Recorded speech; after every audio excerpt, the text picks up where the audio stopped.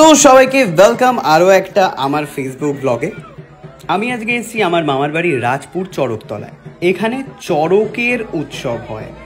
চড়কের উৎসব সম্পর্কে দাদাইয়ের কাছে জানতে চাইলে দাদাই আমাকে বলল, ব্রহ্ম বৈবর্ত পুরাণে শিব ঠাকুরের আরাধনার জন্য চৈত্র মাসে নাকি নাচ গান করার বিষয়ের উল্লেখ রয়েছে। সেখান থেকেই চড়ক পুজোর ইতিহাস সম্পর্কে জানা যায়। শোনা যায় দ্বারকাধীশ কৃষ্ণের সঙ্গে শিবের একনিষ্ঠ ভক্ত উপাসক বান রাজার যুদ্ধ হয়েছিল। সেই যুদ্ধে মহাদেবের থেকে অমরত্ব পাওয়ার জন্য বান রাজা নিজের শরীরের রক্ত দিয়ে মহাদেবকে তুষ্ট করেন এবং ভক্তিমূলক নাচ গান করেন। শোনা যায় সেই সময় থেকে এই চড়ক পুজোর শুরু। পরে 1885 সালে রাজা সুন্দরানন্দ ঠাকুর এই পুজোর প্রচলন করেন বলে অনেকে মনে করেন। সেই সময় থেকে শৈব সম্প্রদায়ের সমস্ত মানুষ এই উৎসব পালন করে আসছেন। তোমরা সবাই এইমাত্র দেখলে যে আগুনের মধ্যে থেকে সবাই কিভাবে এলো। এরপর আরও একটি কঠিন পরীক্ষা। এই যে বাঁশটা দেখছো, বাঁশের ওপরে উঠে দুলতে হবে এবং তলায় জ্বলবে আগুন, এবং সেইখান থেকেই উল্টোভাবে শিব ঠাকুরকে দর্শন করবে প্রত্যেকে। এইটাই হচ্ছে নাকি নিয়ম। তো আমি ছোটোবেলা থেকে এই নিয়ম দেখে আসছি এবং প্রত্যেকে পরম নিষ্ঠা ভরে উপোস করে এই নিয়ম পালন করে আসছে।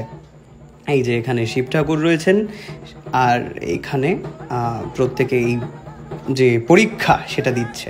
এবারে নতুন পরীক্ষা, গামছা পেঁচিয়ে তার উপরে খেজুর পাতা রেখে তারপর এর ওপরে ঝাঁপ দিতে হবে।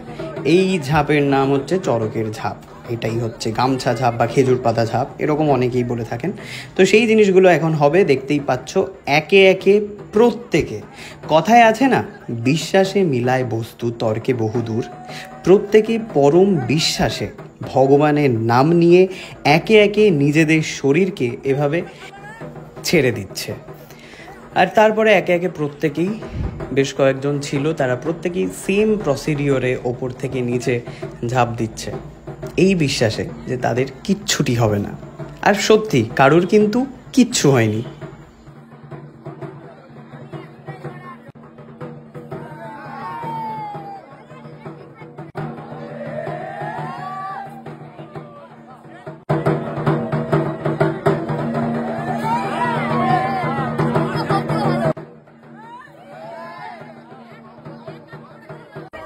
তো এইবারে যেই খেজুর পাতার উপরে সবাই ঝাঁপ দিয়েছে, সেই পাতাটা সবাই মাথায় ঠেকাচ্ছিল। তো এটার কারণ আমি জানি না, বাট আমিও একবার ঠেকে নিয়েছি। আর খুকুকে বললাম, যা যা খুকু শিগগিরই যা।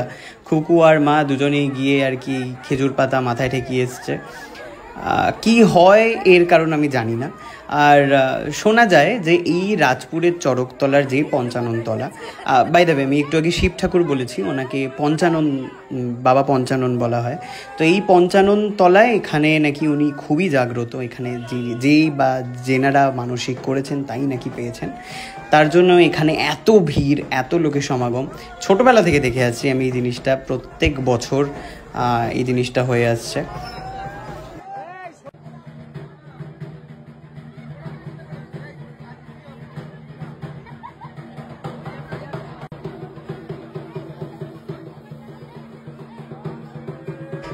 বাই দ্য ওয়ে, এই পুরো পুজোটা কিন্তু করছে, মানে এখানে এত লোকের সমাগম, সবাইকার ভক্তির কথা তুলে ধরছে কিন্তু আমার ছোটো মামা।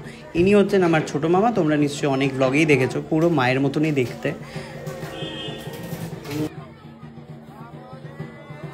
আমার ছোটো মামাই কিন্তু এই চড়কতলা এলাকার যত পুজো হয় সব পুজোই কিন্তু ছোটো মামা প্রচণ্ড নিষ্ঠা ভরে উপোস করে এখনও অবধি পুজো করে আসছে।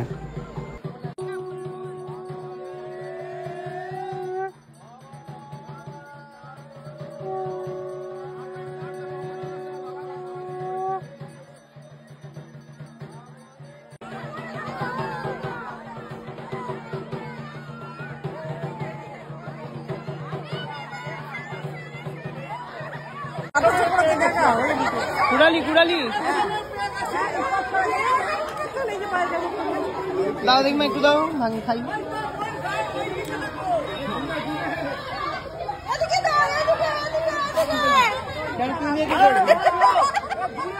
এদিকে আর আসবে না।